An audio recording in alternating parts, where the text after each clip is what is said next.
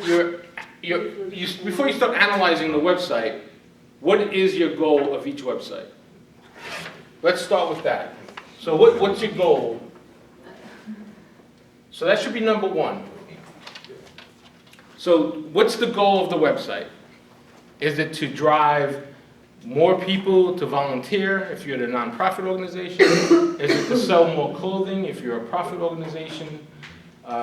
Obviously, if you're a for-profit organization, if you're e-com, you want to sell more items, right? That should be the goal. If you're a nonprofit, you're going to have a different type of goal there. So what's your goal? Then the second thing you should do under that is, who is your target, right?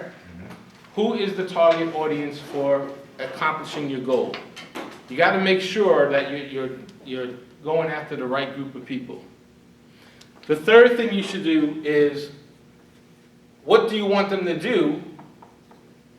What action do you want them to take once you hit the target? So you have a goal in mind. You have a target audience in mind.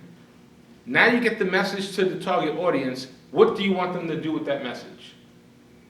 How do we convert them into action? How do we get them into doing something actionable? Do we want them to spend money? Do we want them to come visit their location? Do we want them to sign up as a volunteer? All those are parts of the equation, okay? And then the next piece is, how do we get them to convert? So we know what we want them to do, but now how do we get them to convert into what we want them to do? How do we get them to either click through to make that purchase, or to sign up for enrollment, whatever that action is, and then let them go through that process. And then, of course, the last piece of this is just complete the transaction so that there is some type of transaction there. So whether they're buying something, if they're actually paying for something, or if they're volunteering, they're actually volunteering for something. And then another part of this is the measurement, right? We want to be able to measure this whole process. So we can measure just about everything. We can measure who comes to the website, who doesn't come to the website. We can measure what pages they looked at, what pages they didn't look at. We can measure, what products they looked at, what products they didn't look at, how long they're on the web page. We can measure all those things. We use those analytics to make us a better marketer, to make us a better business. And that data is important. Now you can get that same data through Facebook, through Google, through Twitter. All that information is out there that we can use and sort of make our websites better, okay? So that's some of the key things. And then after we measure, we want to come back and refine that and do that one more time. So it's a continuous process. It's a continuous process. It doesn't just end after that first conversion, right? One conversion is great, but now how do you get two? How do you get four? Remember we talked about exponential thinking. You go from 1 to 2 to 4 to 8 to 16 to 32 to 64. That's how you exponentially grow the business. Right? That's how you want to add up. Okay. So once you have the designs, once you have the websites in mind, you know what their goals are, you know who the target audience is, you know what you want them to do, you know how you want to convert them, you know what the transactions are, and you know how you're going to measure that. All that stuff has to be discussed. Then you have to create a SEO order for the website. So in this case, if the websites exist, you have to go through it and look at that search engine optimization to figure out what the keywords are, what's happening on that site that should be happening, or how can you help make the site better, right? That's what that SEO, and we're going to learn that here in the next couple of weeks. Then we go into the Google AdWords campaign.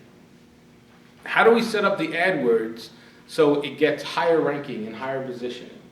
And how does it help us get that conversion rate? And then an email campaign. How many of us got an email today from a company or a service, right? Most of us, everybody should have, right? It's probably impossible not to get one. And how many of us clicked through to find out what more information was there? Or one of us. Oh yeah, not that bad.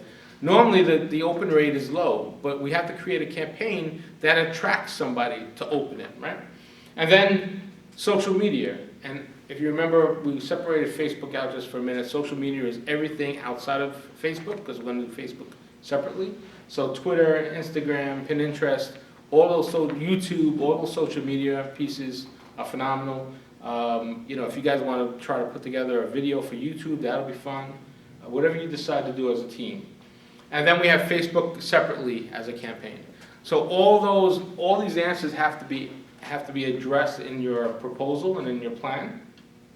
And then you should put it together in the formal paper. 2 to 3 pages is okay, I'm not counting pages.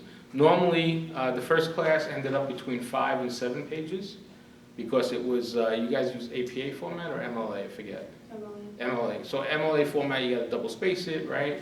12-point font.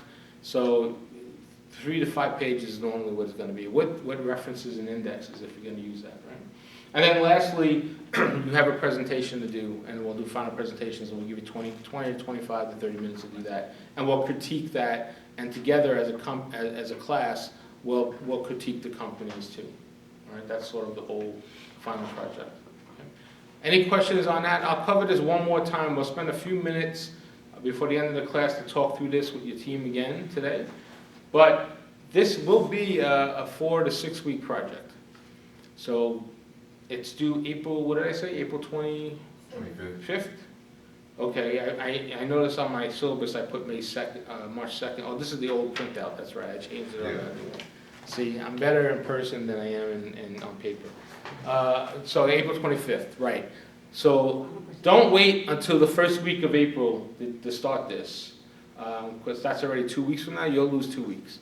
I would start thinking about it, start plotting out what you want to do, how you want to handle things, and every team member has to do something. So you could do somebody for SEO, you could do someone for AdWords, somebody could be on YouTube, someone could be on Pinterest, someone could be on Pinterest and Snapchat, maybe because there's not that much to do on both. Somebody could be on Facebook, right?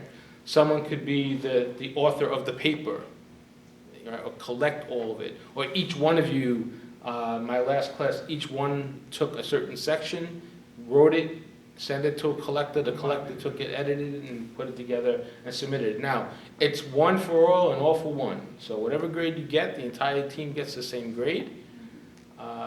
So if you all get an A, you all get an A. If you all get a B, you all get a B. That's the way it's going to work. The only exception to that would be if a few of your classmates, teammates come up to me and say, hey, Professor Ken didn't do his work. He only showed up for one of our discussions. He only contributed X. He really didn't keep up with the work.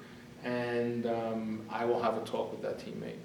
And it'll be my decision with how to discuss that person, discuss it with that person. But you got to let me know what's going on. Now, in the real world, the first thing you should do is just say, hey, we need you to do this and this and this. And then if they refuse to do it, you can't make anybody do something they don't want to do. Then you just say, all right, whatever, I'll do it. We'll just let the professor know you didn't contribute, that's all. And then that'll be that, right? And then, you know, they'll get graded accordingly. They won't enjoy the same rewards of work that you did. Okay, makes sense? Is that fair? All right, good with that? Okay. All right, so that's the project. Good? Okay, so we covered the project, and we covered, I'm going to